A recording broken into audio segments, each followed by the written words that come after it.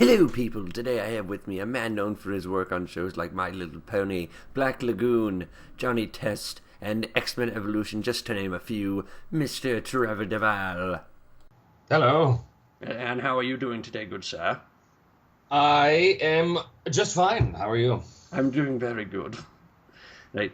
So, first things first, how did you get started in voice acting? Well, that is a story that I've told a million times, but I'll tell it again for you. How did I get started? I was doing voices and accents since I was a little kid. I started when I was about 5 years old, and my brother used to do an impression of a Scottish race car commentator around the dinner table, and I would imitate him, imitating the Scottish guy, and that was sort of the first accent I ever learned how to do, and and then I just started, like every little kid back in those days, I had my, action figures and stuff, and I would just give them all the voices and things like this. And but I never thought it was a job or a career choice or anything like that. I became an actor in high school, basically, doing theater. And then I went to university for that, and I became a director, and then I became a filmmaker, and then I moved to Vancouver to continue my filmmaking. And I did for a while, and it was great. It was going well. But then I kind of stumbled backwards into the voice industry because I discovered that one existed. Didn't really realize that such things existed, but basically my agent said to me, we should put you out for this cartoon stuff, and I went, okay, sir, whatever. And so I did, and I booked the job, and the rest is history. And what was your first job, if you remember? Oh, I definitely remember. How does one ever forget one's first? There was a show, tragically never aired, called The Lost Continent, and it was a really, really great concept. It was a show about this island in the Pacific Ocean, the South Pacific, that basically where a bunch of people from all of Earth's eras, historical eras, get trapped. So there was like a British knight, which I played, and there was a samurai and a female pirate, and it's all kinds of stuff. And the show was about this young guy, Jack, this young kid whose father gets kidnapped by the bad guy into this world, into this island, and he goes after him and meets all of these people. And I played Sir Geoffrey de Belvedere, who was sort of like Jack's right-hand man. So it was one of the leads of the show, and that was my very first prelay cartoon. And we did 26 episodes in about 3 months, and then, as far as I know, the company went belly up because they never finished it. They never got a chance to animate it, so I've never seen my first show, and it breaks my heart. Like, did you ever see any artwork for it, or any like anything else from it? No, I never saw a thing.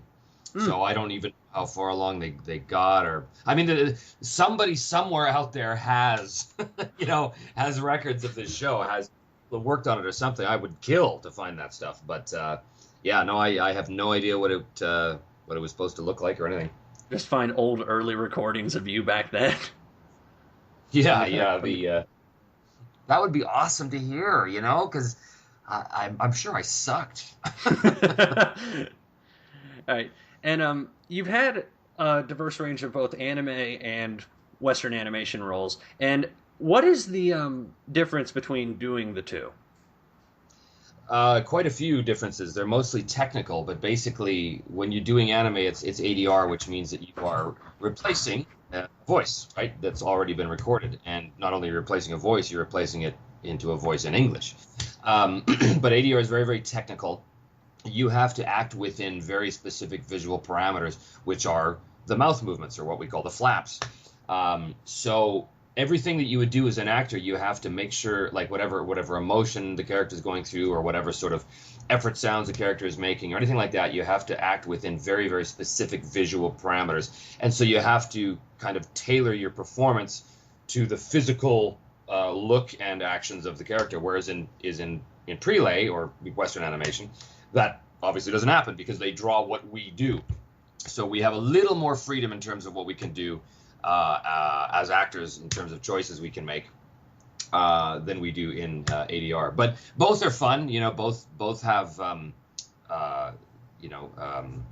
great, they're both very, very rewarding for different reasons. But honestly, I haven't done anime in years. I don't even remember the last anime I did. I suspect it was sort of like a little reboot of Black Lagoon or something like that, or not a reboot, but like a few extra episodes or something like that. I have some memory of that a little while ago. But yeah, I haven't done anime in a long time because I've been focusing so much on prelay. And when you were doing voice acting very early on, were you aware of anime at the time, or were you not aware of it? I would, I was aware of it, but and this is probably not the answer you want. But basically, I wouldn't exactly call myself a fan of anime. But I remember in high school, me and some friends would get together and we'd like rent a bunch of anime and get really drunk and laugh our asses off. And it was hilarious, and it had made no sense at all to us. So we would just be like, What's going on? I don't have any idea." That's the bit. So yeah, I remember watching. What was it? It was Vampire Hunter D, which apparently they did in Vancouver, and I had no idea. But I remember watching it, just thinking, "This is the most ridiculous thing I've ever seen. It makes no sense. I have no clue of what's going on. Let's watch this and mock it." And then years later, I moved to Vancouver, and lo and behold, there I was doing it, going, "Oh, this is how it works." Okay. Sitting there, mystery science theatering the anime you'd watch. Yeah, pretty much. And what are some of your favorite roles that you remember? From anime or from? Well, no, in general, just voice in general. Oh boy, there's been so many. Certainly from the anime world, Mula Flaga from Gundam Seed was one of my favorites because he was basically Han Solo, and that was cool. Iron Will in My Little Pony is one of my favorite characters ever. He was so much fun to play. I do Lego Star Wars as well, the Yoda Chronicles and the new Yoda Chronicles, and I play a whole bunch of characters on that, including the Emperor and Admiral Akbar and Boba Fett and all kinds of people. So that's it for me. That's a huge thing because obviously I as a kid I grew up with the original Star Wars in the theaters in 1978, and so that was a big deal to be able to be part of that franchise, and it's great because it's funny. It's Lego. It's right. written by a fellow named Michael Price, who's a Simpsons writer. So the scripts are really, really, really funny, and they're filled with the scripts are filled with references that only a true Star Wars fan would get. And that's So it's just an honor to work on those things. So that's a big one right now. I'm working on a very big show for Marvel right now in Los Angeles, but I can't say anything about it. But it's a good one. It's lots of fun working with a lot of great people. Some of my heroes. So yeah, man. I've played hundreds of characters over the years, and it's really difficult to remember them all. But certainly those are some of my big ones. Yeah. With Marvel, I did see. I think you were recently on Ultimate Spider-Man. I think you were Rocket Raccoon. Yeah, I recently saw. That was a really big deal because that was that sort of came out of the blue, and they wanted me to play this character who shows up in an episode of Ultimate Spider-Man, and I was at the time I was only peripherally aware of Guardians of the Galaxy, the movie, and so they were like, "Yeah, we want you to play this character." I'm like, "Oh, talking raccoon, okay, whatever." So I did it, and it was fine. And then the movie came out. I was like, "Oh, that's who I play." Oh, that's cool. So anyway, there's you never know, that guy might show up again or something. It'd be great, But that was a really important job for me because it was my first kind of real big character in Los Angeles since I've moved here. So that was a bit of a coup for me. That was really great to get on. All right, and when you brought up Iron Will, I got to bring it up. What were your thoughts when you first heard about the whole bronies? Well. I had been doing conventions for a while, so I was used to fandom, and I was used to that sort of thing. The brony thing, I was like, wait a minute, they're a bunch of older guys, and they're into My Little Pony. Why My Little Pony? Why particularly My Little Pony? And in the intervening years, I've asked that question of the bronies, and it all starts to make sense now a little bit, because basically it's just a community of people that really enjoy the positive message of it, and because of this age of the internet, they're able to find each other and come together in these giant conventions, which they then fly us out to, so that's okay. But no, they're great, and honestly, every experience I've had with the bronies since I've been on the show has been fantastic. Excuse me. Yeah, we've had a great time. So I dig the bronies, man. They are all right. And you said you now live in LA, I believe, right? That is correct. And what was the whole transition like from moving to LA from Vancouver? Well, it was weird because it wasn't ever something that I had intended to do. It was just I never thought that I'd go south. I never thought I'd go to the States. I had a great career, still do have a great career in Vancouver. I go back all the time. I had a great career up there. I was working all the time on a bunch of stuff with, my very, very good friends. Essentially, the voice crew back home is more like a family, because you work with the same people over and over again. And so it really becomes like your family. And I'd never had any intention to leave that. But basically an opportunity came up out of the blue when I did a movie, a live action movie for Nickelodeon called Big Time Movie, which was the Big Time Rush movie that they shot in Vancouver. And the creator of that show, Scott Fellows, is also the creator of Johnny Test. And so when they were looking for the big bad guy, which is like this, they wanted like a British James Bond villain, like right down to the white suit and the cat and the whole bit. And Scott was like, "Oh my God, no, it's got to be Trevor. Trevor's got to play this." I was like, "But I don't do the whole on camera thing." He said, no, you'll be great." So, so I did. It was great fun. It was just a tremendous experience. But basically, Scott said to me, "Oh my God, the executives of Nickelodeon would love you. I'm totally going to set up a meeting," and he actually did. So I wound up to LA to meet, the heads of animation at Nickelodeon, and they were like, "Oh, you're great. How do we get you down here?" And then one thing led to another, and a year later I was here. It was really, really weird. It was like this series of events that felt out of my control because they just sort of happened one after another, and I was going along. I was just like, okay, well, we'll see what happens. Sure, whatever. And then here I am. So it was weird. It's like, have you become good friends with some of the big names down in LA? Yeah. What the greatest thing about working down here, and this is such a pleasant revelation. I was going to say surprise, but it's not really a surprise. Is that the guys down here at kind of the top level are just like the boys back home. They're just like the folks back home. They're a bunch of weirdos who communicate entirely in either movie line quotes or song lyrics, and they're just they love to do their voices and pal around, and I mean they take their work very seriously as we do, but at the same time they don't take themselves too seriously, and that it was so nice to see. I've worked quite a bit with Kevin Michael Richardson, who is a giant as far as I'm concerned in the industry. Right. And it was funny because when I met him for the first time, I went up to him, and as soon as he talked, I went, and I went up to him and I said, "Okay, I don't want to go all fanboy on you, but you were the voice of Saravok in Baldur's Gate, weren't you?" And he went, "What? Who knows that? That was like my first video game." I said, "Dude, that was the greatest video game of all time. You were awesome." And so now every time he sees me, he's like, "Oh man, Dave, nobody remembers that, man. That's so awesome." But it's very funny. He's lots of fun, and yeah. So I'm very close with James Arnold Taylor, who's the voice of Johnny on Johnny Test, as well as Obi-Wan in Clone Wars and stuff like that. We became very, very fast friends the first time we met. That was in Vancouver when we were doing Johnny Test. But now he's down here, I'm down here, so we try and get together and have lunch or dinner as much as we can. And literally, we sit there for like hours and just laugh like maniacs. It's great. It's awesome. Right, and I was actually going to ask, are you actually working with James on Johnny Test now? Because I know everybody in the cast was Canadian, and James was the only one in LA. Well, I'd love to be able to say that I am, but so far there's no talk of another season. I mean, I shouldn't say that. There's always talk of another season, but we've had no confirmation at all that there's going to be another season. And if it does come back for a seventh season, I guess it would be. I don't know.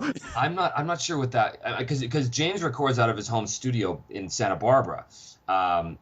Whereas, of course, at the time I was still in Van, so I was recording from there. So I'm not sure what would happen now. I'm not sure whether I would have to go back, which would be ridiculous, or just pop over to his place and get him to set up a second microphone, basically, which would seem to be, a decent solution for it. But I guess we'll cross that bridge when we get to it. But so far, there's been no talk of it. Right, and you are the second voice of Dookie, correct? That's right. Because there was somebody else. I think Louis Chirillo, I think was his name. Louis Chirillo. And do you know why you had to replace him? Oh yeah. It's nothing. It's nothing dramatic or anything like that. Basically, Right. Louis fell in love with this woman from Brazil, I believe, and decided to move to Brazil. But there was a problem, something to do with his BC residency or his citizenship or something, because Louis is both American and Canadian. And I believe in order for him to work in Brazil, he had to get his Brazilian citizenship, I think. But, I think I'm remembering this right. I think Canada only allows you to have two citizenships. So he had to give up one. So he gave up the Canadian citizenship so he could maintain his American and his Brazilian. But as soon as that happened, he was basically no longer eligible to work on the show. So they needed somebody to come in and replace him. So my Dookie is I think quite different from his in many ways, but that's sort of inevitable. As soon as a character or another actor takes over a role, they're going to make it their own. But people seem to really dig it. I mean, the producers were certainly very happy with it, and yeah. But Louis is a great guy. He really is a super talented voice actor, and it was kind of an honor actually to be playing the character after him, because they're pretty big shoes to fill. He did such a great job. Right. And, it might be just my dirty mind, but you just said my Dookie is so much different from his. Yeah, that's just your dirty. And you had a podcast called Voiceprint, I remember, where you would interview people up in Vancouver. Yes. Not. And is there any updates on that? Well, we did 36 episodes, I think. I believe. Yeah, I did the show mostly from Vancouver. Occasionally, I would take it on the road. There was a couple of times when I would do episodes from conventions, and the panel would basically be a live recording of Voiceprint. Those were some of my favorite ones. I think Vic Magnana was one of my guests, and also Kyle Bear was one of my guests on that one. But yeah, by and large, it was Canadian-based voice actors that I was interviewing. But when I left Vancouver, we released the last episode, which was ironically it was Sam Vincent, who was my very first guest. It was him interviewing me. That was the final episode of Voiceprint, and we did that at a convention in Houston, Texas. And there was, the question came up then was, well, what's going to happen to Voiceprint now? And basically, I can see a time in, the nearest future when I will begin another version of the show, probably called Voiceprint USA, where it'll be me interviewing the American voice actors. But the reason why that hasn't happened yet is because I want to make sure that when I do interview these guys, we have a body of work together, that we have a history of working together first.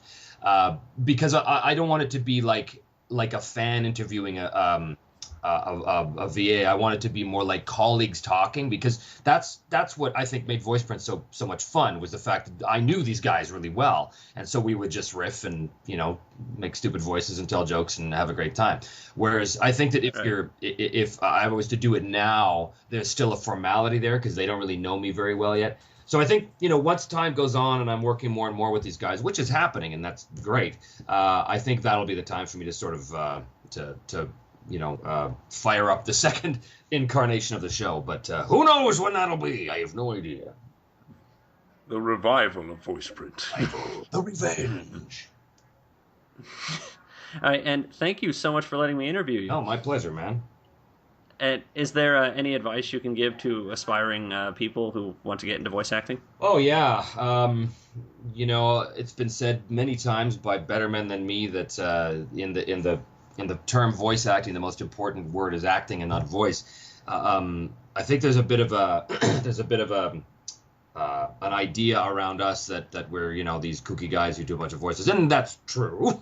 But more importantly, we're actors first, and so you have to know how to act before you can do this. And it's a very, very, very specific set of tools that you need to act in the voice world as well. It's not like acting for the camera, and it's not like acting on stage. It's really not like any other medium. So you have to be able to be an actor first, and presuming that you are an actor and you want to continue into the voice world. The one thing that all of us have in common is we love to go to work, and we love the people we work with. So it's you can't ever take yourself too seriously, because if you do, then you get laughed out of the room basically. But yeah, so just keep having fun, man. Really, that's what it's all about in the end of the day. Just keep having fun. All right, and thank you so much. My pleasure.